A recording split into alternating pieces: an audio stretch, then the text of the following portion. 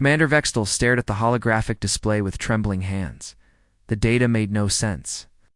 What should have been a routine survey of a primitive world had turned into something unprecedented in the Zephyrian. Collective's 1,000-year history of galactic exploration. The probe had malfunctioned. A simple mechanical failure that resulted in the complete destruction of what their sensors had identified as a small indigenous settlement. 3,000 lifeforms eliminated in a flash of plasma fire that had carved a crater nearly 2 kilometers wide into the planet's surface. Commander, his aide Quinter approached cautiously. The automated systems have classified this as a minor colonial mishap. Standard reparations protocols are being prepared for the indigenous population. Vextel nodded absently. The collective had dealt with such accidents before. Small payment of resources, perhaps some basic technology, and the incident would be forgotten. The inhabitants of this world shouldn't even be aware of their presence. According to their xenobiological models, these humans were centuries away from achieving spaceflight. The natives won't even know we were here, Quinter continued. Our stealth systems, our alarms began screaming throughout the ship, Commander. The sensor operator's voice cracked with panic. Multiple energy signatures approaching our position, velocity impossible. They're moving at near light speed. Ixthal rushed to the tactical display. What he saw defied everything he understood about this species.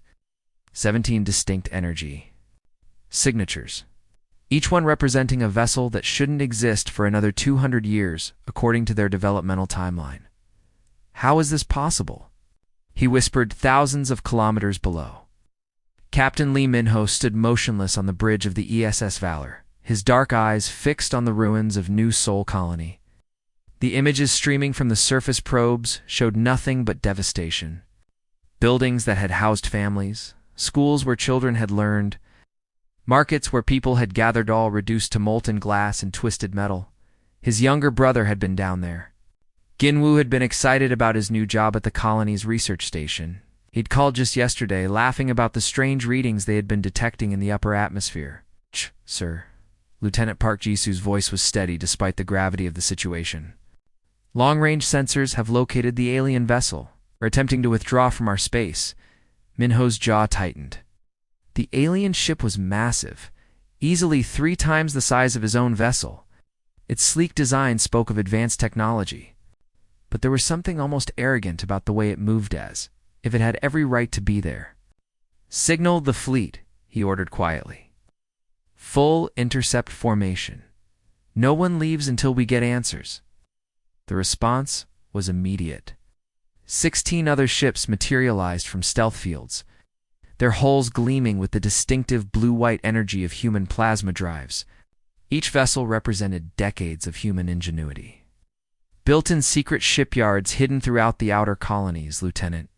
Park Jisu monitored the tactical display as the human fleet took position. "They're not responding to our hails, sir. The alien vessel appears to be... confused." Minho could understand their confusion. For years, the aliens had been conducting what they probably considered routine surveys. Small accidents here and there, a mining station destroyed by a meteor strike, a research outpost vaporized by a solar flare, a transport convoy eliminated by equipment malfunction. 17 incidents over the past 5 years, each one carefully covered up, each one dismissed as natural disaster or mechanical failure. The aliens had been very careful, very subtle, probably thought the humans were too primitive to notice the pattern. They were wrong. "Captain, communications." Officer Hanyuna reported, "We're receiving a transmission from the alien vessel. They're requesting safe passage and claiming diplomatic immunity." Minho's expression hardened. "Tell them that diplomatic immunity requires mutual recognition. As far as we're concerned, they're war criminals in human space." The alien ship began to accelerate, attempting to break free from the human formation. It was fast, faster than anything humanity had encountered before. But the human ships were faster, or trying to run, observed Lieutenant Park Jisu. "Let them try," Minho replied. "They're about to learn that humanity doesn't forgive Isali." The Esvalar's engines roared to life, plasma trails streaking through space as the human fleet moved to intercept.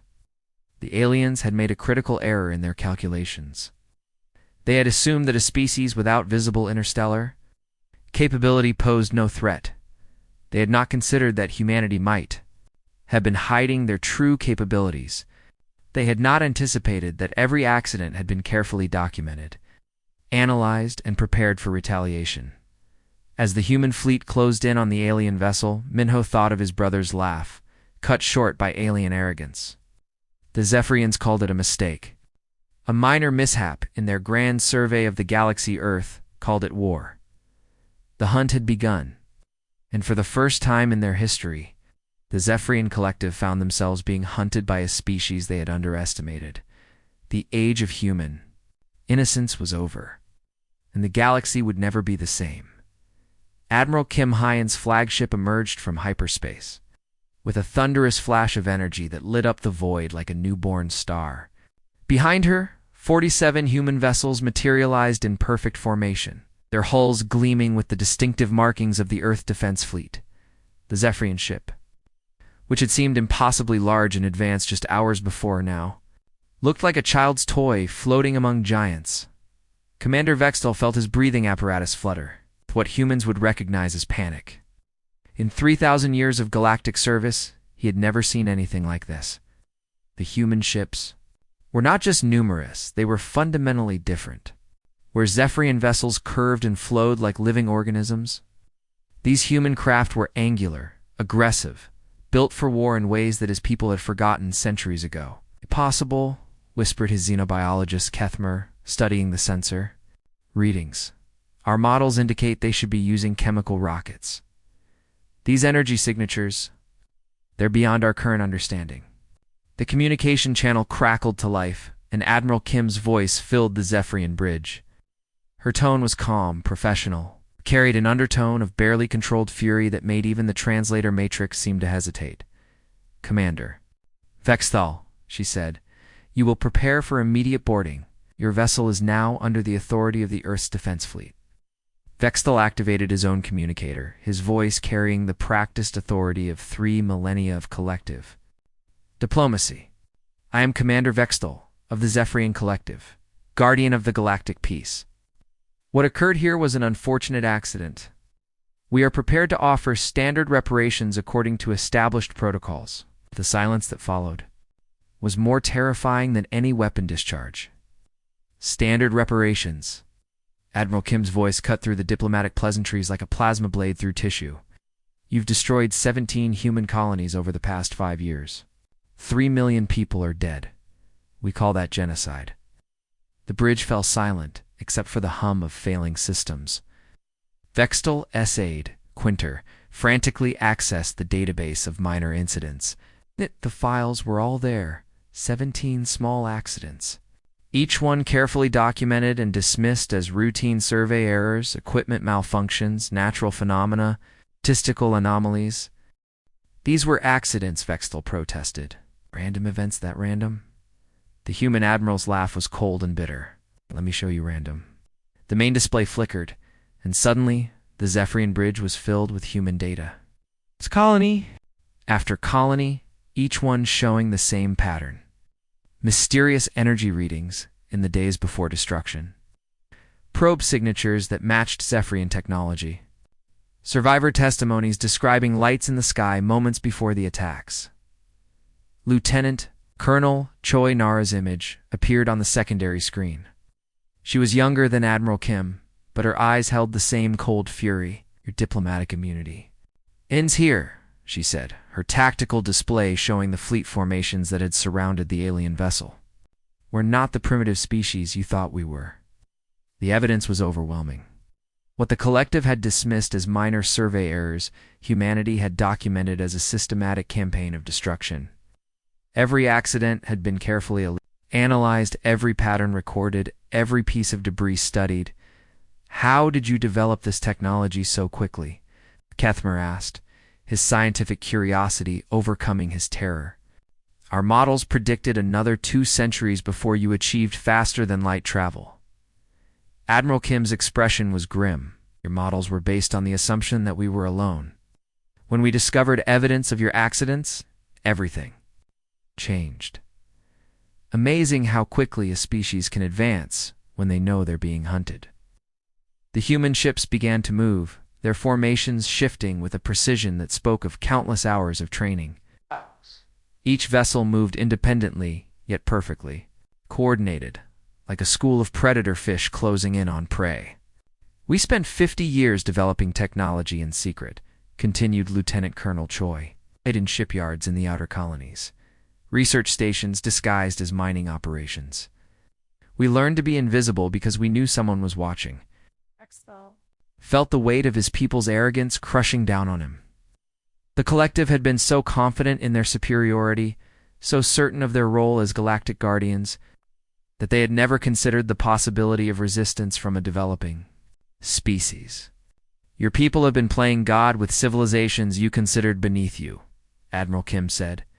"That ends today." The boarding pods launched without warning. Human soldiers in powered armor moved through the Zephyrian ship like ghosts there, weapons and tactics completely alien to the collective's experience. They fought with a ferocity born of righteous anger, using strategies that seemed to anticipate every Zephyrian defense. "They're not just advanced," Quinter observed with horrified fascination. "They're adaptive. Their technology learns from our responses." Within minutes, the Zephyrian flagship was under human control. Commander Vextel found himself face-to-face with Admiral Kim in his own command center, surrounded by human soldiers whose weapons never wavered. "You called it a mistake," Admiral Kim said quietly. "We call it the day humanity stopped being naive about the galaxy. The age of collective dominance was over. The humans had proven that Earth's greatest error was not their technology or their military, it was their assumption that they were alone and defenseless in the universe. That assumption would never be made again." The Great Hall of the Zephyrian Council had never seen such disorder. Ancient beings who had spent centuries in calm deliberation now shouted over each other, their voices creating a cacophony that echoed off the crystalline walls. Emergency protocols that had not been activated in over 1,000 years flashed red warnings throughout the chamber. Council Elder Zethric struck his ceremonial staff against the floor, the sound reverberating through the chaos. "Order," commanded, his voice carrying the authority of 3 millennia. "We must maintain dignity in these proceedings." But dignity was hard to maintain when their entire worldview was crumbling around them. Intelligence. Director Mordaunt stepped forward. His usually calm demeanor shattered. His hands trembled as he activated the holographic display, showing star charts that painted a terrifying picture of human expansion across the galaxy. "The situation is worse than we initially believed," he began, his voice barely steady. "Humans have allies. Every colony we have, assessed, over the past 5 years has been in contact with others. Their combined fleets outnumber our entire military by a factor of 3 to 1. The council chamber fell silent. For the first time in their recorded history, the Zephyrian collective faced a species that not only matched their technology, but seemed to surpass it in key areas. "This is impossible," Council Elder Zethric repeated, his ancient voice cracking with disbelief. "Our xenobiological models predicted they wouldn't achieve interstellar capability for another 2 centuries. How could our calculations be so wrong?" Senior Analyst Efkin activated his workstation, data streams flowing across multiple displays. "The humans have been hiding their true capabilities," he reported. "What we interpreted as primitive chemical propulsion was actually advanced plasma drive technology disguised to appear less threatening." "Disguised?" Another council member, Vexuda, leaned forward in shock. "You mean they knew we were watching them? Not just watching?" Mordaunt corrected grimly. "They documented every single one of our survey missions. Every accident, every probe malfunction, every what we considered minor mishap. They kept records." The implications hit the council like a physical blow. For centuries, the collective had operated under the assumption that younger species were incapable of detecting their presence. Their entire philosophy of galactic guardianship was built on the belief that they were protecting civilizations that were too primitive to understand the broader cosmic threats. "They've been preparing for war," Mordaunt continued. "Hidden shipyards throughout their outer colonies, research stations disguised as mining operations, They've been building a military force specifically designed to counter our technology. Before anyone could respond, the great doors of the council chamber burst open. The emergency shields that should have prevented any unauthorized entry flickered and died, revealing human soldiers in powered armor flanking the entrance. Your models were wrong, interrupted a new voice. The human delegation had arrived. General Yunhon stepped into the chamber with a confidence that made the ancient Thurians feel suddenly very small. She was not tall by human standards, but her presence commanded attention in a way that centuries of diplomatic training had not prepared them for. Behind her, a team of human advisors spread out with military precision, their weapons visible, but not threatening. You've been playing God with species you considered inferior, General Yun continued, her voice carrying across the vast chamber without effort. That ends now. Council Elder Zethric struggled to maintain his composure. How did you get past our security? Our shields are impenetrable.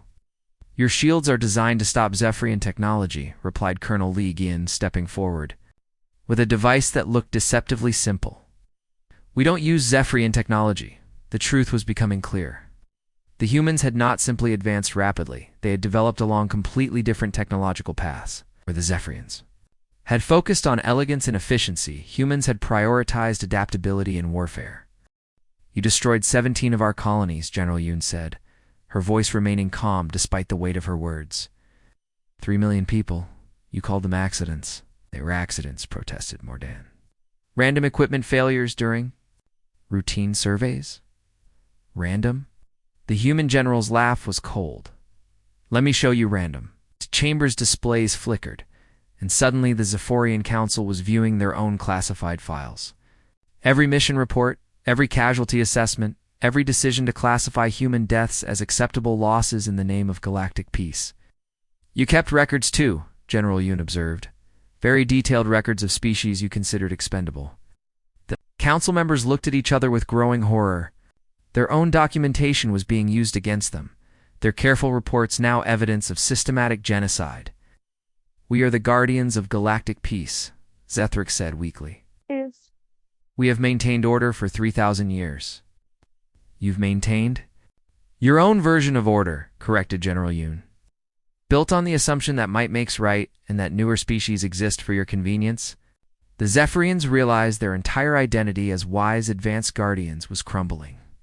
They had encountered something unprecedented, a species that had developed not just technology, but a philosophy of war that turned their own strengths against them. What do you want?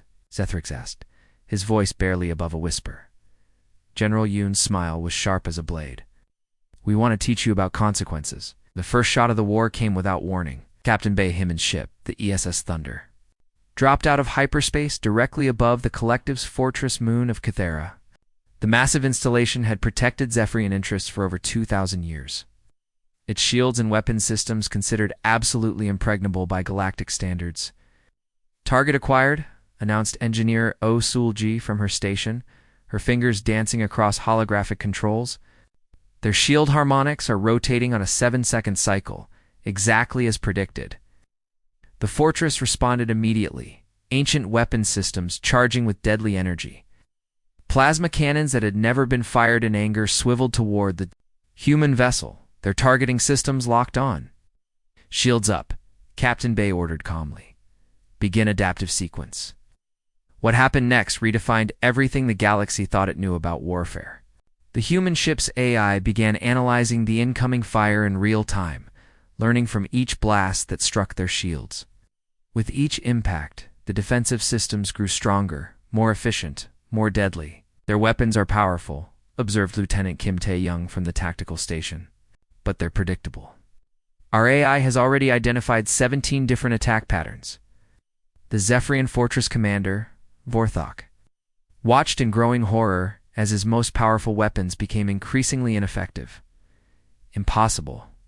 He whispered, no shield technology can adapt that quickly, sir, his aide reported. Their defensive systems are actually getting stronger. Each shot we fire is making them more resistant to our weapons.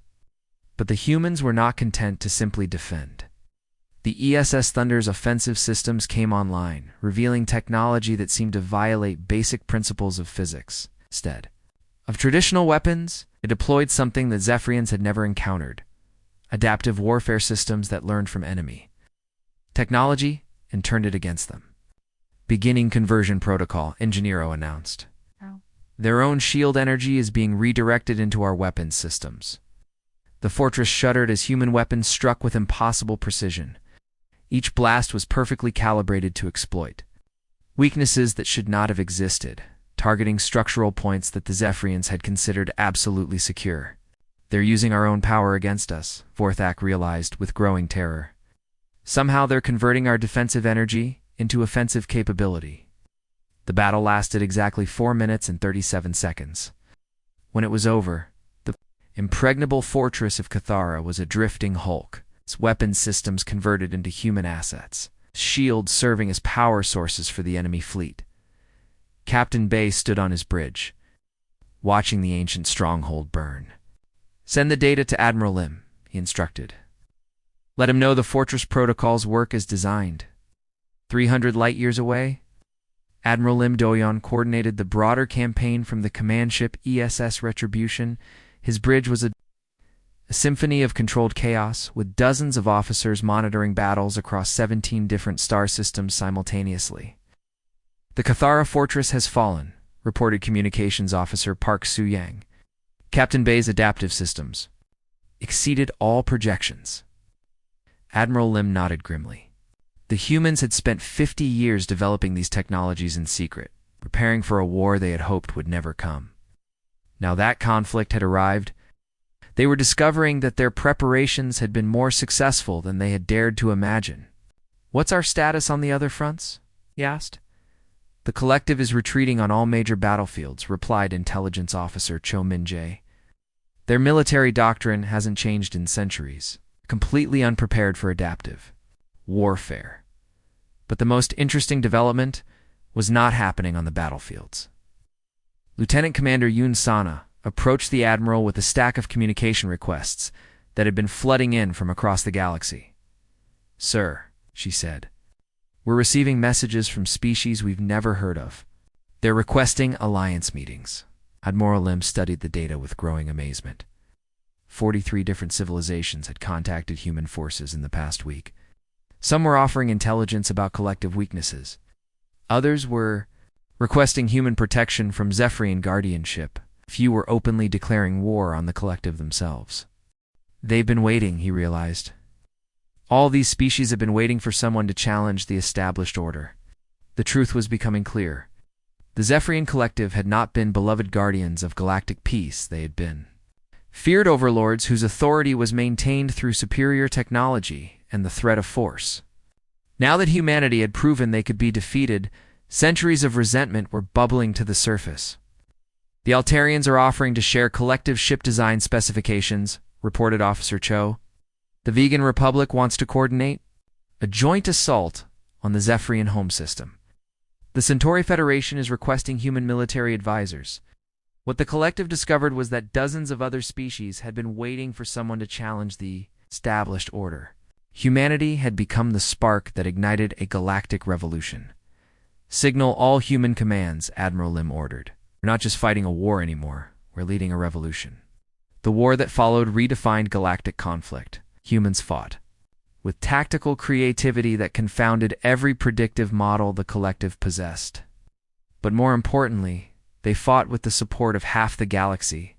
The age of Zephyrian dominance was ending. A new era of galactic cooperation was being born in the flames of war. The surrender came on a Tuesday morning. Galactic Standard Time, not with the thunder of weapons or the crash of falling cities, but with a simple message transmitted across all frequencies: "We yield." Admiral Kim Hyon stood on the bridge of the ESS Retribution, staring at the communication that had just arrived from the Zephyrian High Command. After 18 months of war, the collective was offering unconditional surrender. Not because their fleets had been destroyed, though many had been, but because they had finally understood what they had become. "It's over," she said quietly. To her officers, "Send word to all human forces. Cease fire immediately." The message spread through the galaxy like wildfire. Species that had fought alongside humanity cheered. Others, who had remained neutral, began to cautiously emerge from their hiding places. The Zephyrian Collective, masters of the galaxy for 3 millennia, had fallen not to superior firepower, but to the realization that their entire worldview had been fundamentally flawed. 6 months later, the new Galactic Council chambers buzzed. With activity, representatives from 47 different species filled the circular assembly, their voices creating a harmony that had never before existed in galactic politics. The chamber itself was a marvel of cooperative engineering, human adaptive architecture combined with Zephyrian energy systems, Altarian artistic design, and vegan republic environmental controls. Admiral Kim Hyan walked slowly through the corridors, her footsteps echoing softly on floors that had been designed by former enemies working together. Beside her, former Collective Admiral the Ziska moved with the careful dignity of someone learning to live with shame. "I still find it difficult to believe," the Ziska said, his translator rendering his words with appropriate emotion. "We genuinely believed we were protecting the galaxy. Every action we took was intended to preserve peace. The road to destruction is paved with good intentions," Admiral Kim replied. "Your species called it a mistake when you destroyed our colonies. We called it the correction the galaxy needed." They paused at a viewing port that showed the vast space dock where human and Zephyrian engineers worked side by side, building the next generation of exploration vessels. Ships that would carry mixed crews to distant stars, not as conquerors or guardians, but as partners in discovery. "We believed we knew what was best for everyone," the Ziska continued, his voice heavy with regret. 3,000 years of technological advancement had convinced us that wisdom came with power. "You've learned differently," Admiral Kim observed. "Wisdom comes from cooperation, not domination." The truth had been painful for the collective to accept. Their defeat had not come from human superiority, but from their own isolation. While they had grown comfortable in their role as galactic guardians, the species they protected had continued to develop, to think, to dream of freedom. Humanity had simply been the first to act on those dreams. In the main assembly hall, President Han Min-jae prepared to address the first truly representative galactic assembly in recorded history. The Korean leader had been chosen not for her nationality, but for her role in developing the philosophical framework that would guide interspecies cooperation. "Fellow beings," she began, her voice carrying to every corner of the vast chamber, "we gather today not as conquerors and conquered, but as equals seeking a better future." The assembly fell silent. Representatives from species that had never before been allowed to speak in galactic politics leaned forward with anticipation. "The war that brought us together began with what some called a mistake," President Han continued. "The destruction of human colonies was seen by the collective as acceptable losses in the name of galactic stability. We saw it as genocide." Former collective leader Zethrix, now a simple representative among many, nodded slowly. His species had learned the hard way that their definition of stability had been built on the suffering of others. "But the real mistake," President Han said, "is the assumption that any single species could or should determine the fate of others. No single species will claim guardianship over others. We move forward as equals or not at all." All the applause that followed was not just human or Zephyrian, but truly galactic. Species that had been enemies for millennia found themselves applauding the same vision of the future.